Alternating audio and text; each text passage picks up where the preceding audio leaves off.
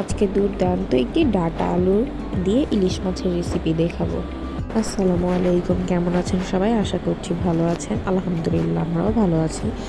তো এখানে আমি ফার্স্টে ফ্রাই প্যান বসিয়ে দিয়েছি, তো তেল দিয়ে দিলাম, সরিষার তেল গরম হওয়ার পর আমি দিয়ে দিলাম মাছের মাথা এবং মাছগুলো এবং হালকা ভাজা দিয়ে নিয়েছিলাম। এরপর একটা মাছ আমি আমার মেয়ের জন্য মুচমুচে করে একটু লাল করে ভেজে রেখেছিলাম ওর জন্য। ও তরকারি খেতে চায় না, তার জন্য আমি ওর জন্য মাছটা ভেজে রেখেছিলাম। তো এখানে মাছ ভাজা প্রায় হয়ে গিয়েছে, তো মাছগুলো তুলে নিচ্ছি।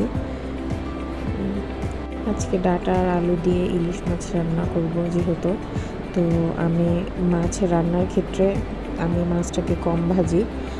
যদি শুধু মাছটা খায় তাহলে আমি একটু মুচমুচে করে ভেজে দিই। তো আমি এখানে পেঁয়াজ দিয়ে হালকা বেরেস্তা হওয়ার পর আমি একটু পানি দিয়ে ঢেকে দিয়েছিলাম।